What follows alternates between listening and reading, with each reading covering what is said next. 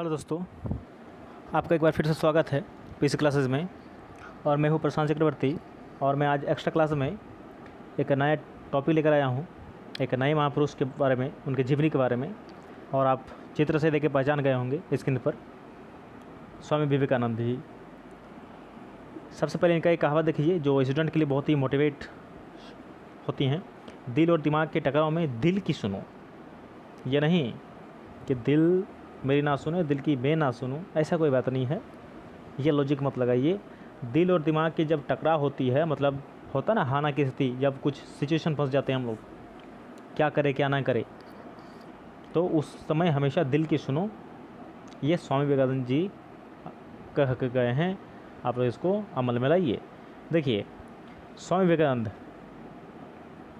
नाम सुनकर ही अंदर में एक ऊर्जा से आ जाती है कि स्वामी विवेकानंद जन्म 12 जनवरी 1863 को कलकत्ता, अभी वर्तमान में जो कोलकाता है वहीं पर हुआ था।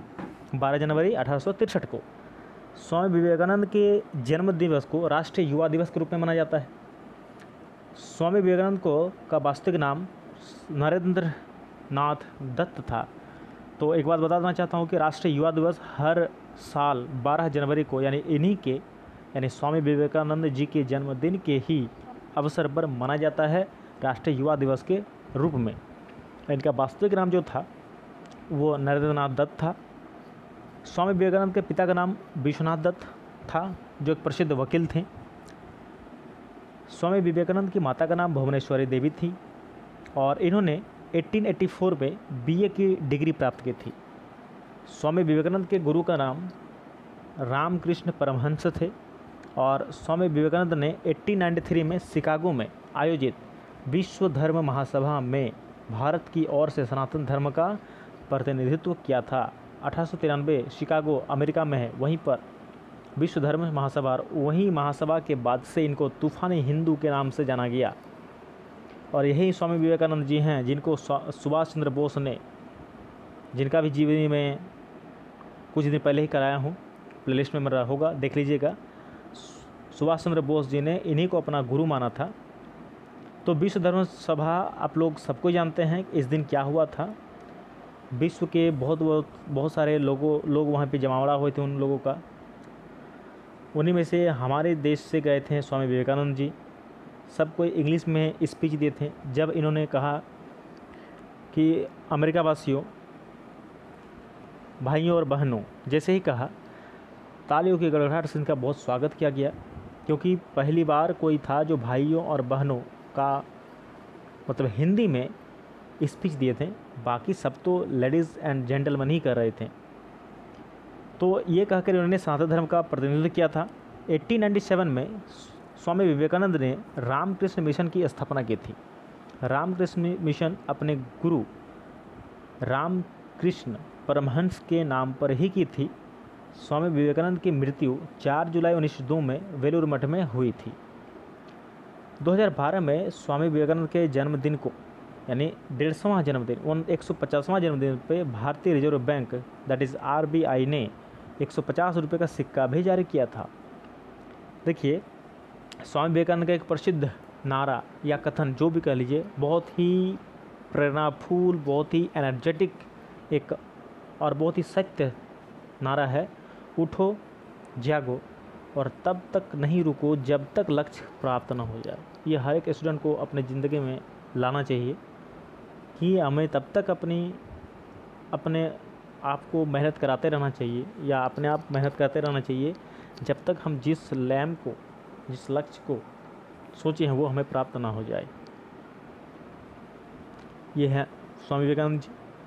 हमारे देश में कई ऐसे महापुरुष हुए हैं जिनके जीवन और विचार से कोई भी व्यक्ति बहुत कुछ सीख सकता है। उनके विचार ऐसे हैं कि निराश व्यक्ति भी अगर उसे पढ़ें तो उसे जीवन जीने का एक नया मकसद मिल सकता है। इसलिए कहा जाता है कि खाली समय नहीं बैठना चाहिए, कुछ न कुछ हमें पढ़ते ही रहना चाहिए।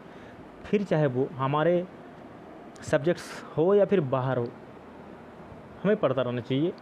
कुछ न कुछ जानकारियाँ कुछ न कुछ मिलेगी तो मिलेगी ही, क्योंकि किताबों में जो सारा चीज़ लिखा हुआ वो फालतू नहीं होती हैं। कुछ नहीं तो महापुरुष के जीवन का ही बारे में पढ़ लीजिए, लेकिन पढ़ना चाहिए। देखिए, इनका जन्म तो मैंने बता ही दिया, 12 जनवरी 1863 को हुआ था और इन्हीं के जन्मदिन के अवसर पर हमारे देश में प्रतिवर्ष 12 जनवरी को युवा दिवस के रूप में मनाते हैं, राष्ट्रीय युवा दिवस, नेशनल यूथ डे।